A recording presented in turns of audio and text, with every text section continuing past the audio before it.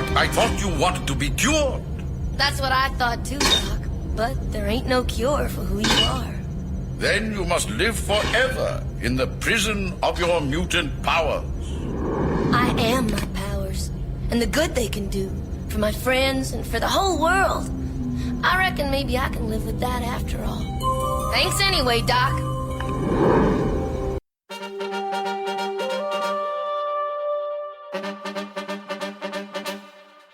Yo, welcome to My Summer Lair. I'm your host, Sammy. My mutant abilities, I can nap anywhere, anytime, Younan.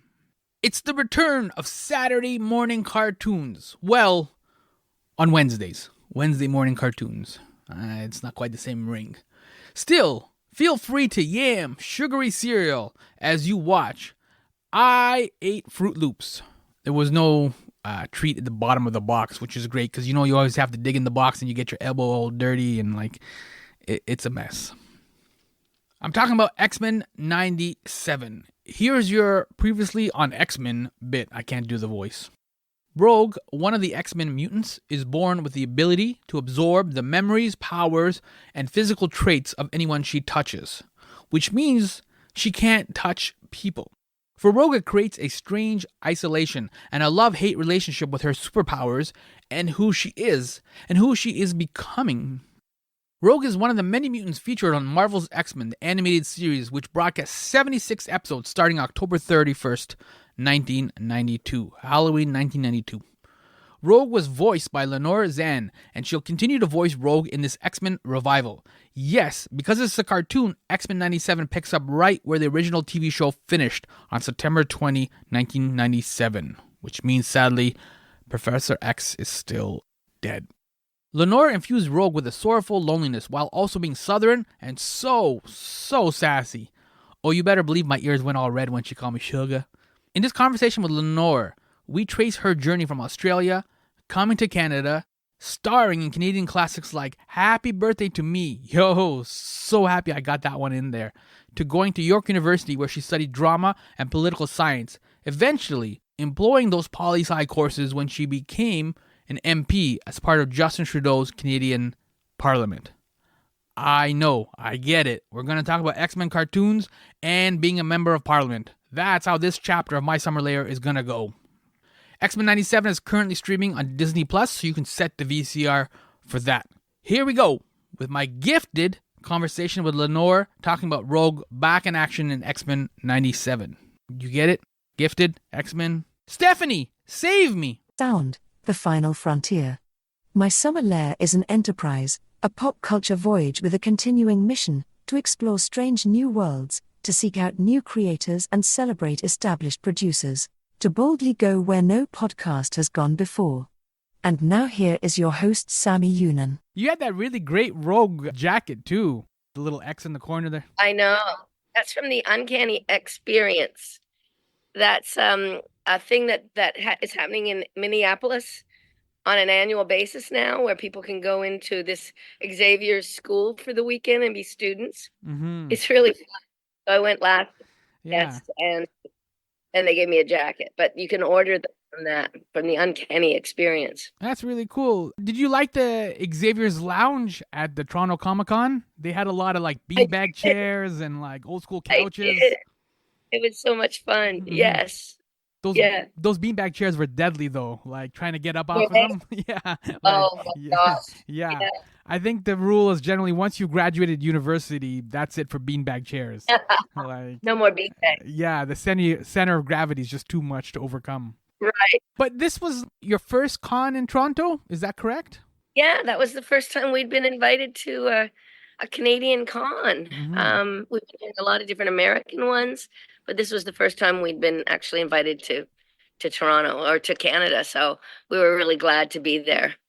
And this is fitting because the show originally, you guys recorded the voices in Toronto. Yeah. Yeah, were you all initially in the same room at the same time when the show started? Yeah, that's how we began when we first started recording. We'd all be in the same recording booth, a big one, and they'd put a circle of microphones around and we would all speak into it and watching each other and listening to each other's lines, oftentimes trying to make each other corpse break up, and laugh. And it was a really great bonding experience in those early days of the show. And we had a lot of fun. Yeah, it shows because at Toronto Comic Con, the friendships and the way that you guys were talking, it was almost more like you were like a Star Trek cast.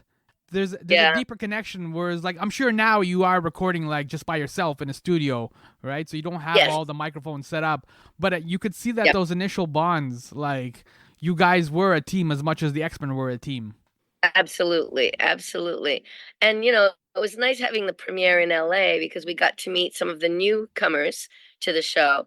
And I had met three of them previously already, but it was really nice to be able to put, faces to the names and be able to talk to people.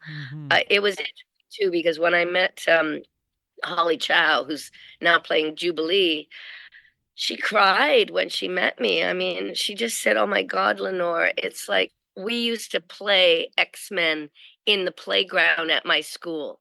She said, "When I was 8 years old, we used to play, and I always wanted to be Rogue." She said, she said, "I like Jubilee, I love Jubilee, but I always wanted to be Rogue." And she got really teary-eyed, and she said it was us that made her decide that she wanted to be an actor. And the guy that plays Remy LeBeau, AJ Lacazio, he said the same thing. He said it was our show that made him want to become an actor. That's amazing. So then it is kind of like when I said you guys are like that Star Trek cast. It is that same kind of legacy and that kind of inspiring, like the viewers, right? Where now the viewers now are starting to transition over and become like professionals and join the show. That's like Yeah, that's an amazing legacy when you have that transition. Where like I want to grow up and yes, be like what she does. exactly. And it's funny because here's an interesting little serendipitous thing as well. When I was 12, I went over to the Prince Edward Island to the Charlottetown Festival with my mom and dad to see Anne of Green Gables and their show that year. And it was the rock version of Hamlet, which was called Kronborg 1492 or something like that. It was called Kronborg. And Cliff Jones had written this musical, this rock opera of Hamlet. And um, and it was that made me want to become an actor. And Cal Dodd was in that show. Oh, okay, Wolverine. Yeah, exactly. Mm-hmm. And so, 5 years later than that, well, yeah, 1, 2, 3, 7 years later, I was playing Marilyn Monroe in a rock opera on the life of Marilyn Monroe that Cliff Jones, the same author, had written. And then, another 10 years after that, here I was working with Cal on X-Men. So, it's interesting how those little seeds that fall into our minds can come to fruition. Yeah, I mean, one of the nicknames for Hollywood is Tinseltown, and it's town because it's such a small industry. It feels very big, but you have those connections, right? Where It's true. you start to see some of the same faces or start to make those same connections. So Yeah, I like that intimacy. I do too. And and also I love the fact that the Canadian theater crowd, that the Canadian theater industry Hmm. is also very much involved because the American producers of X-Men the animated series in the 90s had already tried out some voice actors. It wasn't successful and they weren't really happy with the results. So they said, well, what about if we go for theater actors who have sort of more gravitas, more like experience at playing real characters in a real way. And the scripts are somewhat Shakespearean, almost like Greek tragedies, really. Hmm. And so they wanted that kind of oomph, that kind of gravitas. So they came to Toronto and they asked agents to send them their best theater actors as well. And so that's how many of us also got cast. So people um like the guy that played Magnus, David Hemblin, who is Yeah. a fabulous theater actor. Hmm. Many of them had a great, great theater resume. Cedric Smith, who played Professor X, and all of us younger ones, we had also done theater, but were also in film and television at the time. I want to unpack that thread because that's an interesting insight. we touched upon like you guys were recording in Toronto, and I want to know like the X-Men in the cartoon and in the comics, the X-Men have always been outsiders. And I want to know like did working and recording in Toronto, especially in the mid 90s, did that contribute to that feeling of being outsiders and feeling different? And because by the time like the X-Men the Raptors had just barely started. It's interesting, I mean, we were there at a time when theater was really happening in Toronto.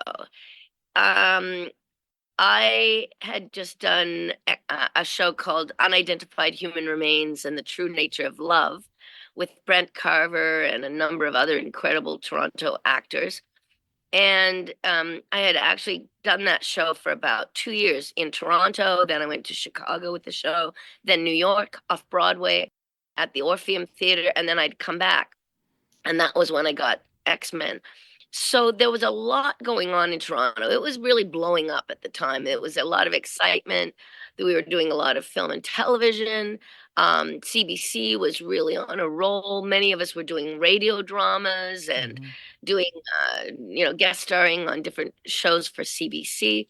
It was a really incredible time. And I think most of us were on a roll in our careers one way or another. And so when we banded together, we weren't all like best friends who had known each other through the business, but we got to know each other. And we really did form a great bond. And we would do a session and then go to a little bar that was upstairs on the street in the sun and sit and have a couple of beers and chat with each other and really continue the friendship there.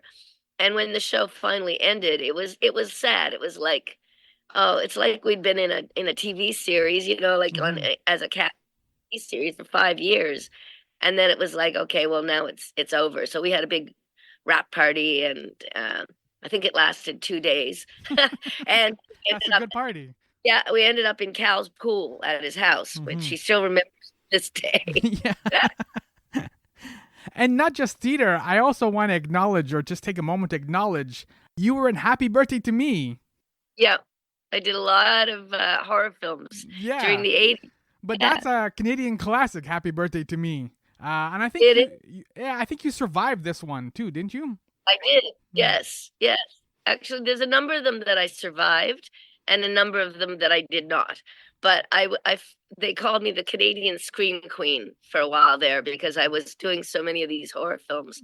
But it gave me a chance to really practice my scream, so that when X-Men came along, I was ready. Would you prefer? Would you prefer surviving at the end of the horror movie or getting killed? Because I would assume sometimes getting killed is fun, though, right? Yeah, that's true. I like the survival, though. I like the message it sends. Okay, yeah. All right. So this is a good this is a good segue into Rogue, right? As we kind of circle back to Rogue. So you've touched upon it, but can you expand a little bit more? Like, how did some of your live acting in the theater that you're talking about, how did that influence or impact or shape your like voice acting for Rogue? Well, because I had a theater background, and I'd started quite young at the age of 15 and became professional at 17, and then got my first starring role as Marilyn Monroe by the age of 19 in this rock opera on the life of Marilyn that was called Hey Marilyn. I was used to doing my homework when it came to really delving into the character, figuring out why she is the way she is and what made her that way.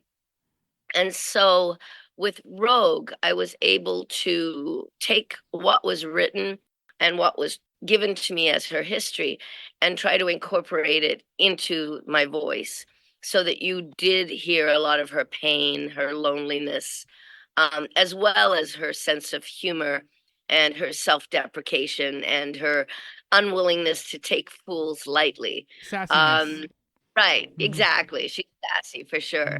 So it was great to be able to utilize that and create a character that people could relate to. Do we have to give any credit as well for that background that you're talking about to your grandmother's grandfather clock? Yes, there you go. That's a nice one. You want me to tell that story? Yeah, sure. Why not? Because I think it contributes, doesn't it, to how you... Well, yeah. For sure, how I ended up being an actor. Yeah. So when I was little, one of the first games I used to play was an imaginary game with my grandmother, who was very patient. And I would ask her to sit on a chair. And she had this big old grandfather clock in her house. And I would go behind the grandfather clock. And every time I came out from around it, I was a different person. And she had to guess who I was. Mm-hmm. So it could be a famous movie star, or it could be somebody in the family, or it could be an animal. It could be anything. And she, much to my great delight, she was such a wonderful first audience for me.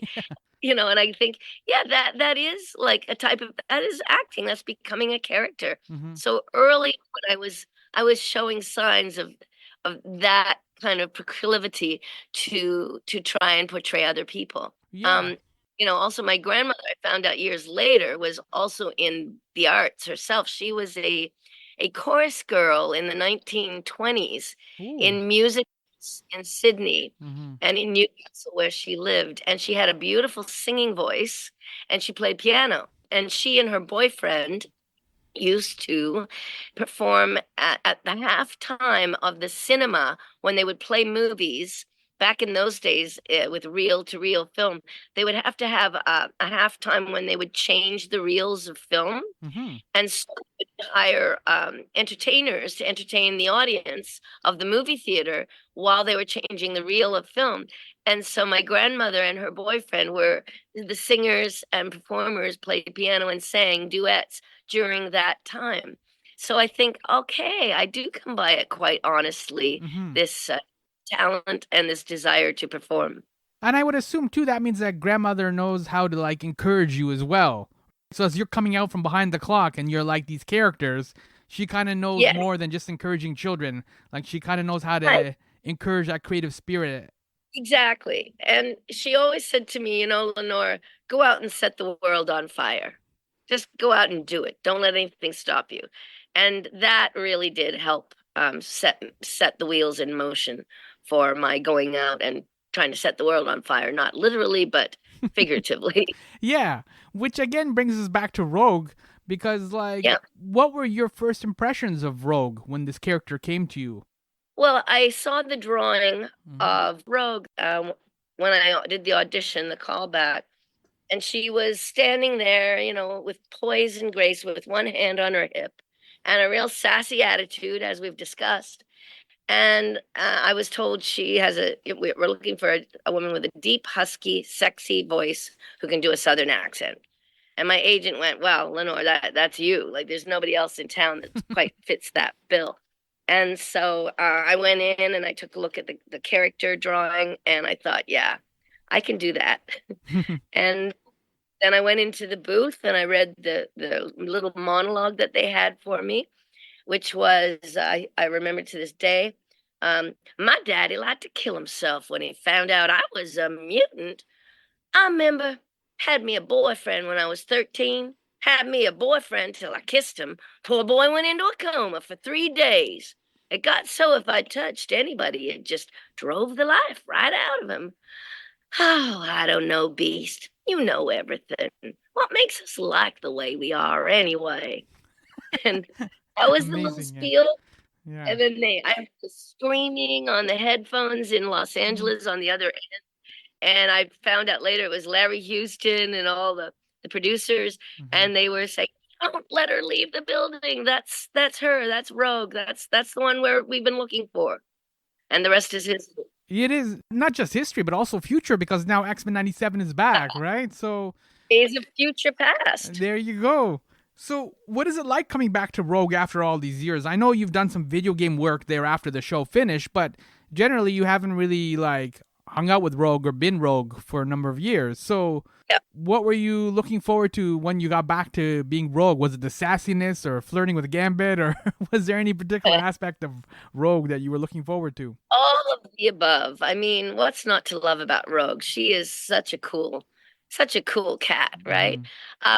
To be honest, I was a little nervous when I first went in the booth. It was my birthday, interestingly enough. It was November 22nd, which is my birthday. when I recorded my first episode of X-Men 97. And I just had a little bit of flutter of trepidation of, oh my God, is she still there? Are they going to like what I do? And I just opened up my mouth. I put the headphones on. I opened up my mouth and I just did the first line. And within seconds of doing the line, of being in that line, I realized she was there. She'd always been there. She had never left me. Mm-hmm. And so I like to think of her as, it's like putting on a pair of fine, well-worn gloves that are very comfortable. Slip them on and she's back. It sounds too like a friendship where you don't see a person that often or that regularly, right? But when you run into Right. them, you just pick up exactly where you left off. Exactly. Yeah. Exactly. And seeing the rest of the team is like that as well.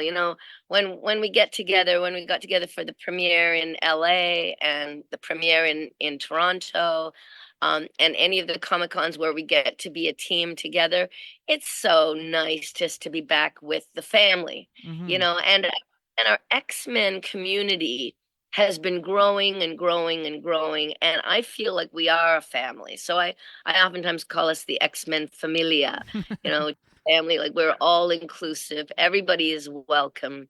And it's just it's a warm feeling to know that you belong to a group of caring, kind, considerate, and compassionate, progressive individuals. Even for the fans now, this must be generational, right? Because Yes. it's been a while since the show was originally on, and it's been floating around on like TV, Disney Plus, like. Yep. So you must be getting like, I'm sure at Toronto Comic Con, for example, you must have gotten generations of people who saw it when Yes. they were kids, and now they have kids of their own who are watching it.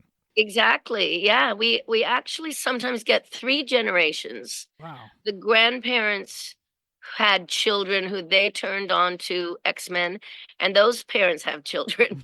And so they're all so thrilled that we're now going to be doing new episodes. And they tell us that they're going to watch it together, which is so nice. And I have to harken back to when I was a kid growing up first in Australia before I moved to Canada. I moved to Canada at the age of 8.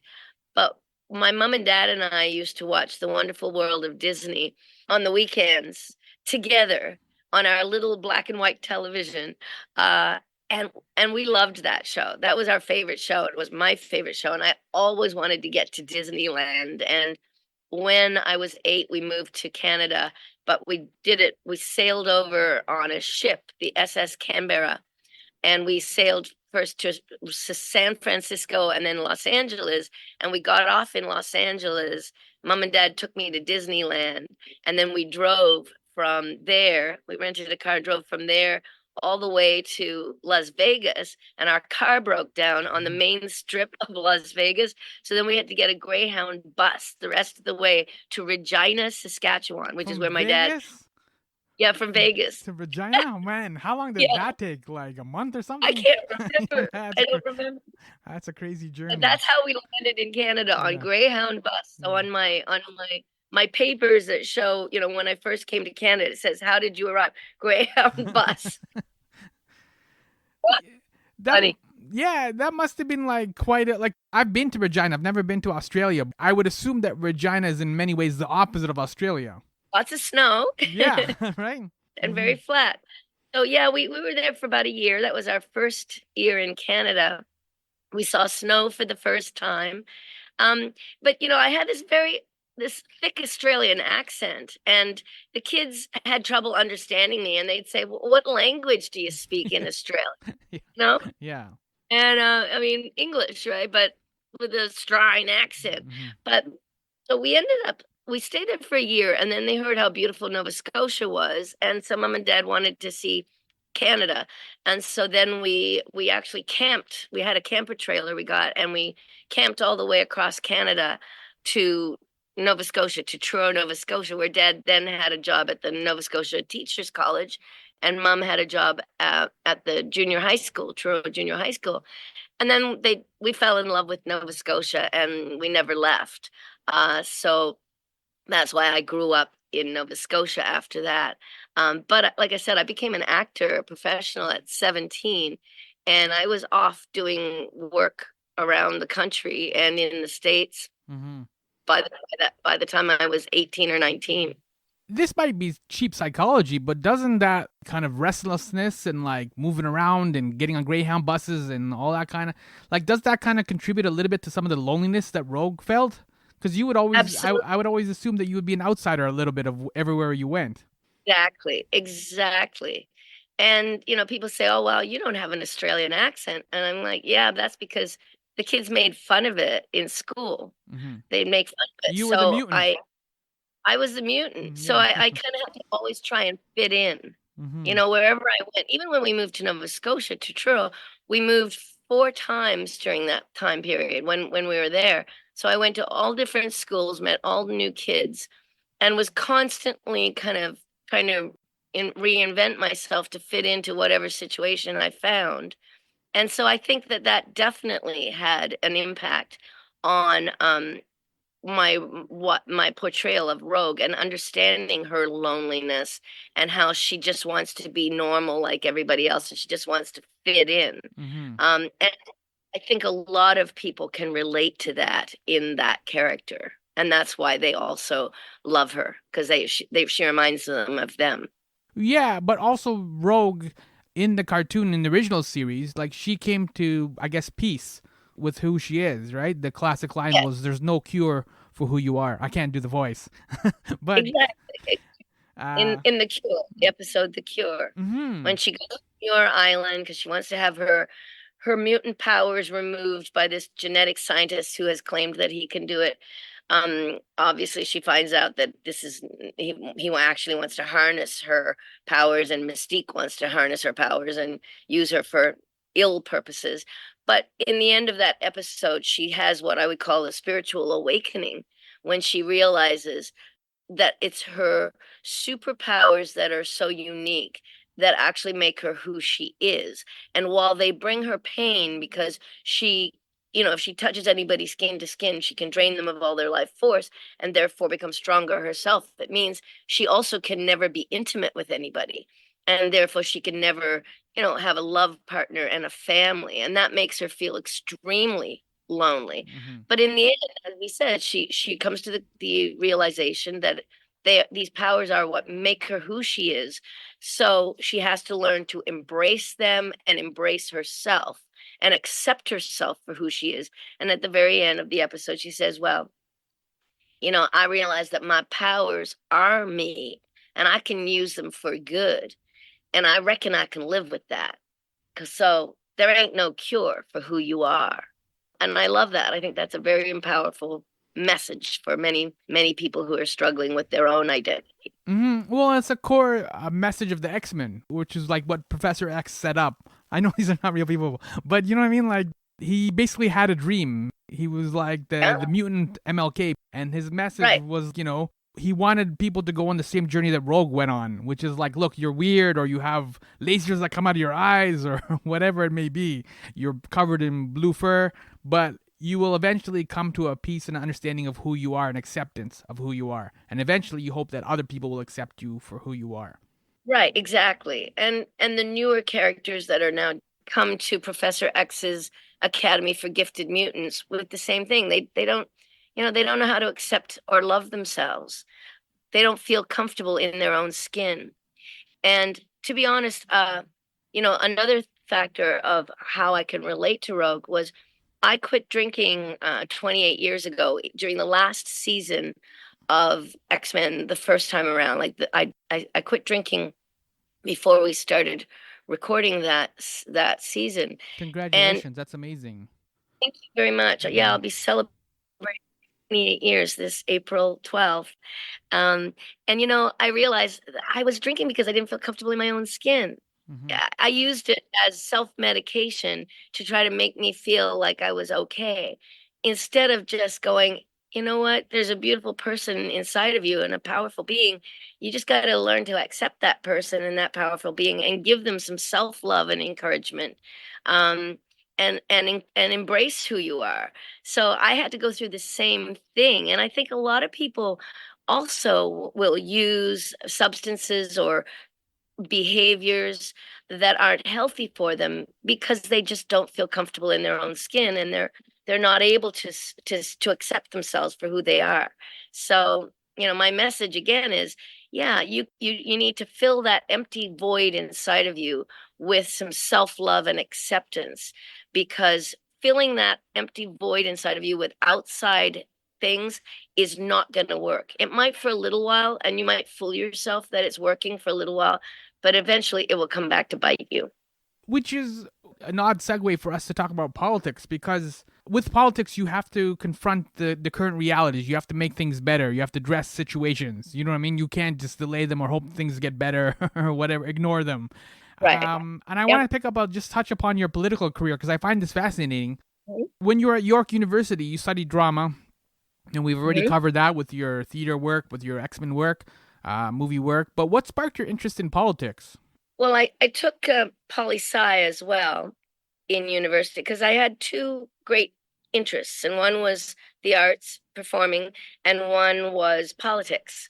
Around the kitchen table, when I was a kid, my grandmother and grandfather oftentimes talked about politics. My mom and dad talked about politics.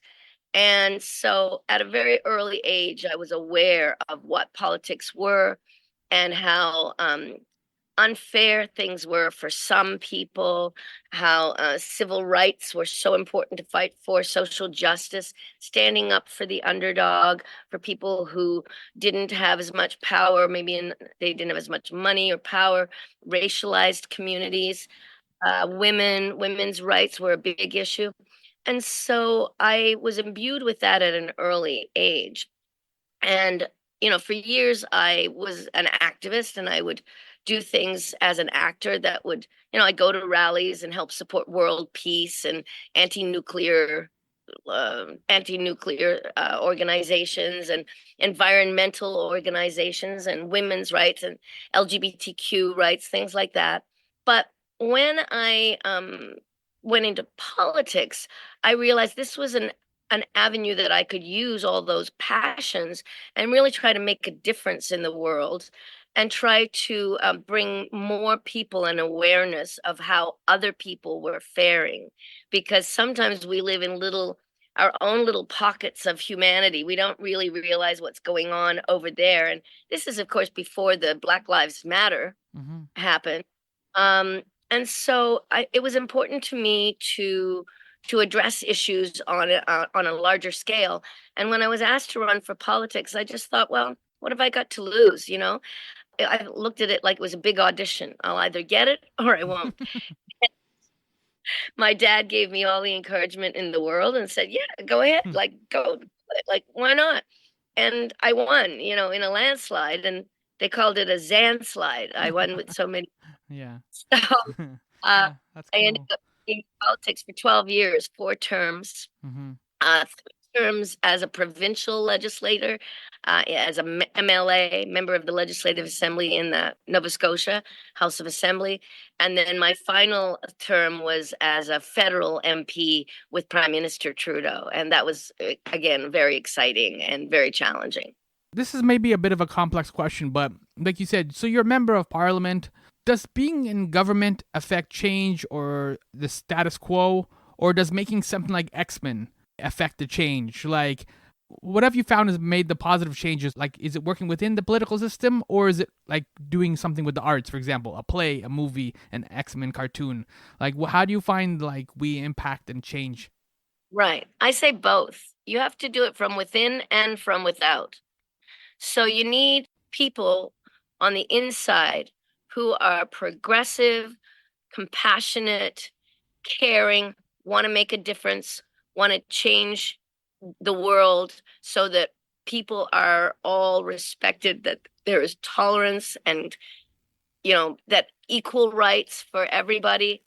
But you also need people outside who are the foot soldiers, who are willing to knock on doors during elections, donate to the candidate of their choice, help that candidate become elected, because those elected officials are going to make a huge difference in your life, either for the good or for the bad. Mm-hmm. And all you have to do is look south of the border and see what's going on with the United States to see how and even in Canada, really, to see how some very right-wing politicians are enacting terrible laws that are anti-LGBTQ, that are make it harder for women have reproductive rights, to be in charge of their own bodies. And so it's very, very important that we have people in government that actually get the right picture and are willing to work towards creating a more kind, compassionate, and tolerant world. Also, to try and lift people up out of poverty, because poverty is what also breeds a lot of the problems. So if you've got a society where the rich are getting richer and the poor are getting poorer, trust me, there are going to be problems. Mhm. Whereas if you have a system and a society where most people are looked after and there's no poverty, or only a little bit of poverty, which you need to keep trying to alleviate and get rid of, eradicate, um, those societies, even the rich people do better and have longer lifespans than in societies where there's a huge gap between the rich and the poor. So, doing shows like X-Men and others, even Rescue Heroes, when I did Rescue Heroes for kids, it was great because it taught kids lessons in how to protect themselves in emergency situations. If there was a flood or a fire or an avalanche or whatever. And and so I think you have to do it both. And I feel really pretty lucky that I've been able to have a go at both. I have a bill right now that is passing through the Senate Mhm. in Canada's Parliament, and it's called a national strategy to address environmental racism and environmental justice. And I introduced that bill first in Nova Scotia in the legislature back in 2014. And then when I went federal, I introduced it in 2020 um, in the Canada's Parliament, and it almost made it through the House. But then there was a split. There was a quick election that was called, so I lost my seat. That fifth election, I lost my seat, and the bill went off the table. But friends of mine in the House, in the House of Commons, reached out and said, "Hey, Lenore, is it okay if we reintroduce your bill?" And make sure that we will say this came from Lenore. I said, yeah, absolutely. Let me make sure that I'll talk to the Prime Minister and the Minister of Environment to make sure it gets the support of government. So I flew to Ottawa and I had a meeting with the Prime Minister and a meeting with Minister Gilbeault of the Environment, and they both said, absolutely, we're 100% behind your bill, Lenore, and we will help to make sure it gets passed. So right now it has gone through the House of Commons already. It's passed that. Now it's in the Senate. It's in going to the Environment Committee in the Senate March 21st. And then it will go back to the House if it passes there, which I think it will. Go back to the Senate again for third and final reading. And if it passes that, it will become law in Canada. And what exactly does the bill do, or what is it Oh, look out for? right. So environmental racism is the disproportionate number of toxic waste sites, dumps, landfills, and corporate polluters that are placed on or beside racialized communities. Hmm. And if you look at the history of Canada, even America, and most countries, they have placed those kinds of polluting regions right beside a racialized community because they didn't want to put it by the white community. Hmm. And that means that those racialized communities have different health outcomes and have higher rates of cancer and reproductive problems and things like this, breathing problems, because they live right beside a toxic dump or whatever. So this bill is designed to be able to collect data to see where they exist across Canada and make referrals to government as to what should be done and how these people can be make sure that it doesn't continue to happen. That's cool. So we've touched upon like X-Men and Rogue. We've touched upon Happy Birthday to Me, your theater work, your political work. Or all these life lessons, are they going to end up in your memoir? Yes, yes, they are. Yeah. And I can't fit everything into my memoir. I'm taking this memoir up from my birth in Australia and then moving over to Canada and doing acting in the States and back and forth and around the world, and X-Men the first time around, and going right up until 1996 when I quit drinking, and I also did I was able to be alive to do the fifth season of X-Men, and then a sort of a recap of what I've done since then. But at this point, I think that'll be a good chunk for people. Probably about 200 pages, 225 pages. It's called A Rogue's Tale, and it will Clever, yeah. and it'll be out next fall. It'll be available. Pottersfield Press is publishing it with Nimbus Publishing distributing it, and it will be available also on Amazon. And if the book goes well and people really love it, then I'll write a second one and pick up where I left off from 1997 and talk about political years and all the things that happened in there, and coming back and the X-Men 97 being a superhero again. Yeah. And as we're wrapping up, I've seen the first 3 episodes of the new series, and Rogue is back to her phrases again, her classic phrases. It is. Yeah. The one I like is she talks to Magneto and she says to him well, your little pep talk went about as smooth as a dozen cats in a yarn store. Yes. Yes, exactly. Do you ever end up picking up any of those phrases or using them in life, or do you ever find them just kind of coming out, or? Yeah, well, I mean, one of my favorites from the old show keeps coming up, which is, you look about as nervous as a long-tailed cat in a room full of rocking chairs. Yeah. That comes out quite a bit. It seems like now with Dolly Parton's popularity, there's a little bit of Dolly Parton in your Rogue. Is there, or is that I think that's just a coincidence because maybe she, her sassiness and her brashness and her sense of humor is similar to Rogue's, but I didn't do it consciously. It's just really Rogue is it's me utilizing all of my own angst and my own passions and my own voice with a little Southern accent thrown in for good measure, sugar. There we go. That's perfect. That's where we got to end it. That's a positive note.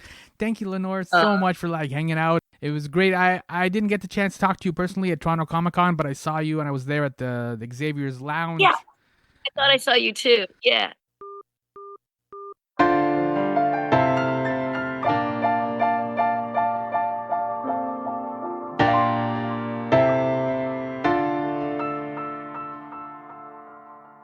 Yo, that was Lenore, the voice of Rogue in X-Men 97, and I'm Sammy, host of My Summer Lair. Your cruelty has only made humanity more sympathetic to our cause. This is what Storm says to the villain, Henry Peter Gyrick, in the first episode of X-Men 97. Your cruelty has only made humanity more sympathetic to our cause. X-Men 97 is now streaming on Disney+. Indeed, Marvel's Mighty Mutants are back, and they're still, to the multitudes, monsters. One of the distinct aspects of X-Men 97 is blood. In an episode of the revival, Cyclops is attacked and he bleeds from his mouth. I think Batman the Animated Series was the only other notable comic book cartoon blood I've seen. And that's a bloody good sign. Back when the first episode of X-Men Animated Series aired, they quickly killed Morph to establish a more adult tone for the series. Sure, it's a cartoon, but like comics are not always for kids. Another notable to note about the X-Men animated series is that it set up the Marvel movies. In the early 90s, Hollywood studios didn't believe live-action superheroes would make box office bank. I know, right? So Marvel, unable to sell studios on their characters, which include Iron Man and Captain America and a number of others, decided to make a cartoon instead. The popularity of the X-Men cartoon, especially a cartoon with connected stories like the Marvel movies that would eventually follow them, proved there was a non-nerd market for superheroes. X-Men, the movie, opened on July 14, 2000. That was 3 years after the animated series wrapped. Spider-Man followed X-Men on May 3rd, 2002. And we're off! Eventually, Iron Man showed up in 2008, and you know the rest. But these days of the future past started with the X-Men animated series in 1992, with characters like Rogue, voiced by Lenore Zann. Nothing comes out of a void. That's why I write My Pal Sammy, a Substack newsletter.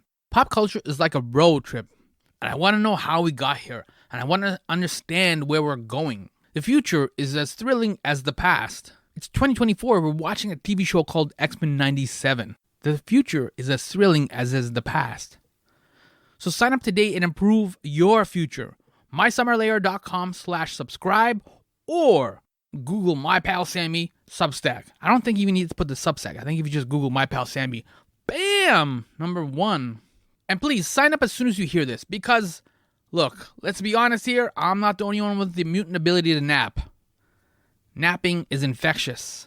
Thank you so much for listening to me in a Netflix world. Rogue, yo.